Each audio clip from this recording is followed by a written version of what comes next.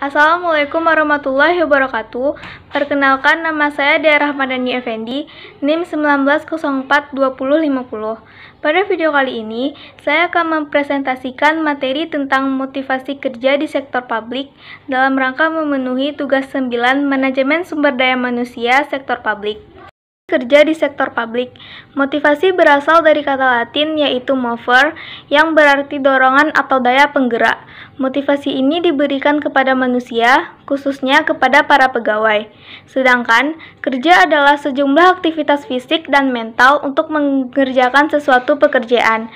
Terkait dengan hal tersebut, maka yang dimaksud dengan motivasi adalah mempersoalkan bagaimana caranya mendorong gairah kerja pegawai agar mereka mau bekerja keras dengan memberikan semua kemampuan dan keterampilan untuk mewujudkan tujuan organisasi. Maka, dapat disimpulkan bahwa motivasi kerja adalah dorongan yang tumbuh dalam diri seseorang, baik yang berasal dari dalam dan luar dirinya untuk melakukan suatu pekerjaan dengan semangat tinggi menggunakan semua kemampuan dan keterampilan yang dimilikinya, juga merupakan faktor yang membuat perbedaan antara sukses dan gagalnya dalam banyak hal dan merupakan tenaga emosional yang sangat penting untuk suatu pekerjaan baru. Definisi lain motivasi kerja menurut para penulis. Yang pertama, menurut John R. Sermerhon, yaitu motivasi kerja adalah mengacu pada pendorong di dalam individu yang berpengaruh atas tingkat, arah, dan gigih upaya seseorang dalam pekerjaannya. Sedangkan, menurut George Robert Terry, motivasi kerja adalah suatu keinginan dalam diri seseorang yang mendorong untuk bertindak sesuatu. Selanjutnya adalah tujuan motivasi. Di sini saya akan menyebutkan 7 tujuan motivasi. Yang pertama, mengubah perilaku karyawan dengan keinginan perusahaan. Yang kedua, meningkatkan gairah dan semangat kerja. 3, meningkatkan disiplin kerja. Yang keempat, meningkatkan prestasi kerja. Yang kelima, meningkatkan rasa tanggung jawab. Yang keenam, meningkatkan produktivitas dan efisien. Yang ketujuh, menumbuhkan loyalitas karyawan pada perusahaan. Faktor-faktor yang mempengaruhi motivasi kerja. Yang pertama, faktor internal. Faktor internal adalah faktor yang terdapat pada diri karyawan itu sendiri. Faktor internal meliputi 1. Pencapaian prestasi, yaitu tingkat keinginan dalam diri pegawai untuk berprestasi yang sangat tinggi. Yang kedua, pengakuan, yaitu adanya pengakuan dari atasan kepada pegawainya terhadap prestasi yang telah mereka berikan dalam bentuk reward maupun penghargaan. Yang ketiga, tanggung jawab. Tanggung jawab berkenaan dengan beban yang diberikan kepada pegawai karena adanya kepercayaan kepadanya. Yang keempat, ketekunan kerja, yaitu menekuni suatu pekerjaan yang akan memberikan motivasi pada diri sendiri. Yang kelima, kemungkinan berkembang. Kemungkinan berkembang yang dimaksud adalah suatu kondisi yang diharapkan terjadinya perubahan dan perkembangan yang sesuai harapan.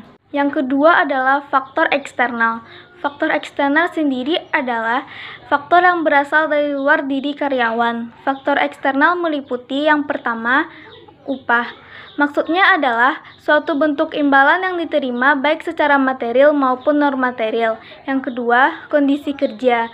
Maksudnya adalah situasi yang terjadi dalam lingkungan kerja atau segala sesuatu yang ada di sekitar pegawai yang dapat mempengaruhi kerja mereka.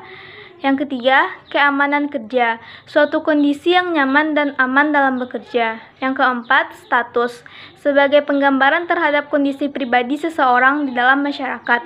Yang kelima, hubungan interpersonal, maksudnya adalah segala bentuk pola hubungan yang terjadi baik antara pegawai dengan atasan maupun di antara pegawai itu sendiri. Berikutnya adalah pola motivasi.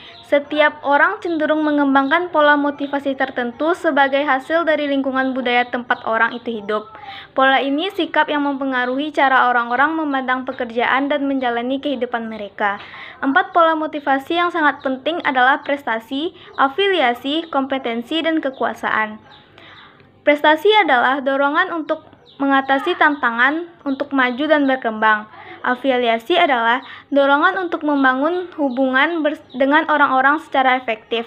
Yang ketiga, kompetensi, yaitu dorongan untuk mencapai hasil kerja dengan kualitas tinggi. Yang keempat, kekuasaan, yaitu dorongan untuk mempengaruhi orang-orang dan situasi. Teori-teori di dalam motivasi. Ahli manajemen yaitu Dharma mengelompokkan teori motivasi ke dalam dua sisi pandang. Yang pertama, teori kepuasan, dan yang kedua, teori proses. Dalam teori kepuasan itu sendiri terdiri dari 3 teori. Yang pertama, teori hierarki kebutuhan dan Maslow. Menurut teori ini, tingkah laku manusia pada waktu tertentu diarahkan oleh kebutuhan paling kuat yang muncul pada waktu itu. Ada 5 tingkat kebutuhan menurut Maslow adalah sebagai berikut. 1. Kebutuhan yang bersifat fisiologis. 2. Kebutuhan rasa aman. 3. Kebutuhan sosial. 4. Kebutuhan prestis. Dan 5. Kebutuhan aktualisasi diri. Teori kepuasan yang kedua adalah teori ERG dari Alderweireld. Teori ini mengemukakan bahwa ada 3 kelompok kebutuhan yang utama, yaitu kebutuhan akan keberadaan, kebutuhan akan afiliasi, dan kebutuhan akan kemajuan. Teori ketiga yaitu teori motivasi prestasi dari Celan. Celan mengatakan bahwa seorang pekerja memiliki energi potensial yang dapat dimanfaatkan tergantung pada dorongan motivasi, situasi, dan peluang yang ada. Kebutuhan pekerja yang dapat memotivasi gairah kerja adalah kebutuhan akan prestasi, kebutuhan dan afiliasi, dan kebutuhan kekuasaan.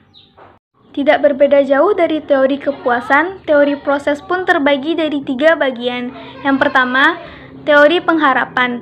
Teori ini berpendapat bahwa pegawai akan termotivasi untuk bekerja dengan giat dan baik jika mereka yakin dari prestasinya mereka akan mengharapkan imbalan yang besar, misalnya kenaikan gaji, pangkat, atau jabatan. Yang kedua, teori keadilan. Teori motivasi keadilan didasarkan pada asumsi bahwa pegawai akan termotivasi untuk bekerja dengan giat apabila ia diperlakukan adil dalam pekerjaannya. Yang ketiga, teori pembentukan perilaku. Teori pembentukan perilaku ini berasumsi bahwa perilaku pegawai dapat dibentuk dan diarahkan ke aktivitas pencapaian tujuan. Pendekatan perilaku ini didasarkan atas hukum pengaruh, yaitu perilaku yang diikuti konsekuensi pemuasan cenderung diulang, sedangkan perilaku dengan konsekuensi hukum tidak akan diulang. Yang terakhir adalah teknik pemberian motivasi kerja. Teknik pemberian motivasi kerja adalah cara-cara atau kiat-kiat yang dianggap paling tepat untuk memberikan motivasi kerja, sehingga pegawai yang bersangkutan mau bekerja sesuai dengan yang diharapkan organisasi. Ranwandoyo mengemukakan tentang macam-macam teknik pemberian motivasi yang dapat diberikan pada pegawai, yaitu yang pertama, teknik motivasi positif, yang merupakan kegiatan pemberian motivasi kerja pada pegawai dengan cara mempengaruhi mereka untuk melakukan pekerjaan. Teknik ini digunakan melalui pemberian semua imbalan atau reward yang menguntungkan pegawai sehingga dapat menimbulkan gairah dan semangat kerja. Yang kedua, teknik motivasi negatif, yaitu sebaliknya dari motivasi positif. Di sini, para pegawai dipengaruhi untuk melakukan pekerjaan melalui penggunaan kekuasaan atau power yang menakutkan pegawai. Motivasi berupa ancaman dengan pemberian sanksi bagi siapa yang tidak mau bekerja dengan giat. Sekian presentasi yang bisa saya sampaikan. Apabila ada kekurangan dan kesalahan, mohon dimaafkan. Assalamualaikum warahmatullahi wabarakatuh.